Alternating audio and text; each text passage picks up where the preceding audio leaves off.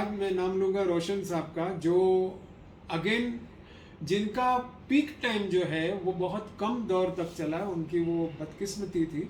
हालांकि ही केम इन 1949, बट उनका जो पहली हिट फिल्म थी वो थी ये अपने क्या बोल रहे बावरे नैन 1951 में। तो बावरे नैन में भी पॉपुलर गाने थे। मल्हार उसके बाद में जो फिल्म आई उनकी छोटी फिल्म थी। बावरे नैन में तो खैर राज कपूर साहब थे, लेकिन मल्हार में उन्होंने बहुत कमाल का म्यूज़िक दिया। और उसके बाद में 1960s में उनका सितारा एकदम ज़ोर से चमका। जैसे उन्होंने बैक टू बैक बरसात की रात, बहू बेगम, अनोखी रात, ताजमहल और ऐसी फिल्में बैक टू बैक दी, देवर। तो वो एकदम उस 60s के पीरियड में एकदम फेमस हो गए, क्योंकि हर फिल्म, इनमें से हर फिल्म का लगभग हर एक गाना पॉपुलर होता था। और इनकी जो मतलब टीम थी वो मजरू साहब और साहिर के साथ ज़्यादा बन गई। चित्रलेखा और एक उनकी मशहूर फिल्म थी। तो इन्होंने भी कमाल का म्यूज़िक दिया और शास्त्रीय संगीत की तरफ उनका ज़्यादा जोर रहा हमेशा। जैसे मन रे तू काहे न धीर धरे, या फिर उन्होंने जो बरसात की रात की कवाली दी।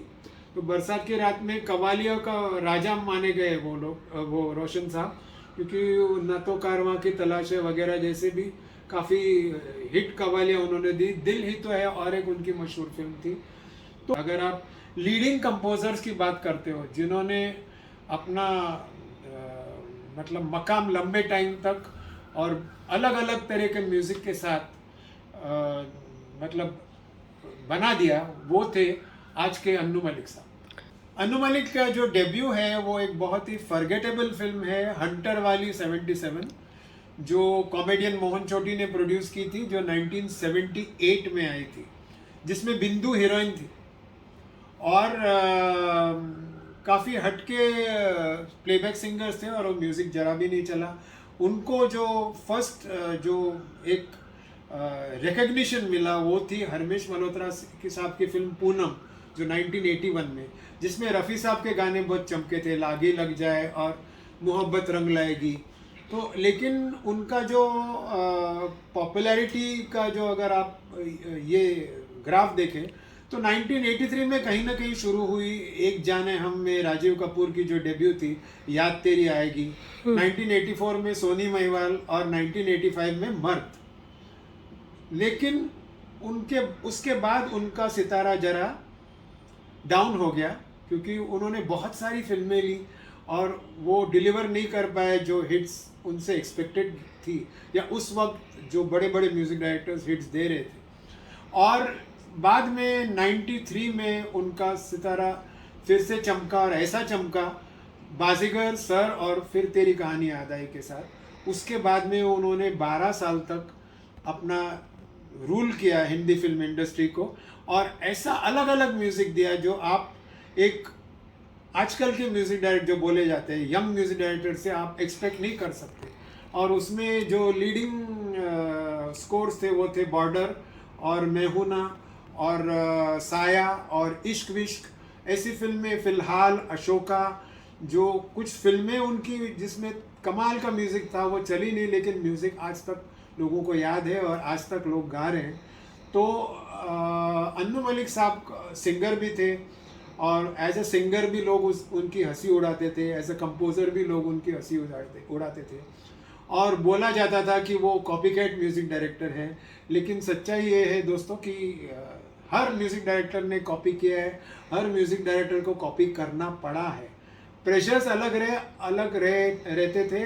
सुई धागा और वन इम्पॉर्टेंट फिल्म जिसमें गाने बहुत अच्छे थे लेकिन वो फिल्म और म्यूजिक दोनों नहीं चला, आजकल की फिल्म में बेगम जान, उसमें कमाल का म्यूजिक था। और अन्नू मलिक साहब की भी एक खासियत रही है कि वो एकदम सिचुएशन और कहानी के हिसाब से जाते हैं। और ये सारी चीजें अगर आप देख लो, और उनका जो टोटल काम है, लगभग मेरे ख्याल से उनके 1300 गाने हुए होंगे, जिसमें से अगर आप बोलें कि कॉपी है या फिर कोई एक बीट पकड़ी है, उनके जो कॉपी किए हुए या कोई म्यूजिक उठाया या कोई फ्रेज उठाया, ऐसे गाने आपको ये 1300 गानों में मेरे ख्याल से 80 से ज़्यादा नहीं मिलेंगे। तो वो कोई परसेंटेज नहीं हुआ अगर आप प्रोड्यूसर या म्यूज़िक कंपनी का प्रेशर देखिए। क्योंकि अन्नू मलिक साहब जिस दौर में काम कर रहे हैं वो इन सारे बाकी म्यूज़िक 11 म्यूज़िक डायरेक्टर्स से अलग दौर है। इसमें प्रोड्यूसर और एक्टर और डायरेक्टर और म्यूज़िक कंपनी अजीब वो गरीब तरह के प्रेशर डालते हैं कंपोजर। तो ये इस दौर में अपना फन दिखाना, अपना स्किल दिखाना एक कमाल चीज़ है। लेट्स टॉक कि जैसे मैंने शुरू में कहा कि लेकिन सारे म्यूजिक डायरेक्टर्स ने हिंदुस्तानी हिंदी फिल्म म्यूजिक में कमाल किया है। पुराने लोगों में मैं चित्रगुप्त साहब, सलील चौधरी, हेमंत कुमार और गुलाम मोहम्मद और बहुत सारे दूसरे म्यूजिक डायरेक्टर्स हैं। जयदेव साहब है, खयाम साहब है और सोनी कोमी है, उषा खन्ना जी हैं, इनका नाम लूंगा। और नए लोगों में रविंद्र जैन, राजेश रोशन, बप्पी लहिरी और नदीम श्रवण, आनंद मिलिंद, जतिन ललित, ये सब का नाम आएगा। तो ये इसमें मैं प्रीतम या शंकर एहसान लॉय और AR रहमान जैसे लोगों का मैं नाम नहीं लूंगा क्योंकि वो लोग बाद के दौर में आए। तो रविंद्र जैन, राजेश रोशन और बप्पी लहिरी के लिए मैं एक स्पेशल जिक्र करूंगा क्योंकि ये तीनों जो है ये तब आए हिंदुस्तानी हिंदी फिल्म म्यूजिक में जब लक्ष्मीकांत प्यारेलाल, RD बर्मन और कल्याण आनंद जी एकदम जमे हुए थे। और यहाँ तक कि 70% फिल्में, बड़ी फिल्में इनके पास थी।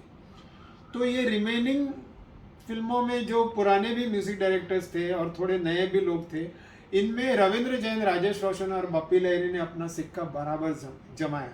रविंद्र जैन ज़्यादा करके अपने ही गाने लिखते थे और राजेश रोशन की स्टाइल एकदम अलग थी दूसरों से। उनको रोशन साहब के बेटे भी थे और लक्ष्मीकांत प्यारेलाल के अंडर उन्होंने ट्रेनिंग ली थी।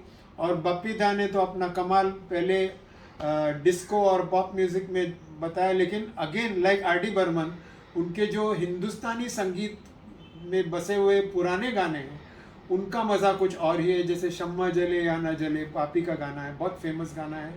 और दूसरे सारे जो उन्होंने गाने बनाए शुरू में वो बहुत कमाल के गाने थे।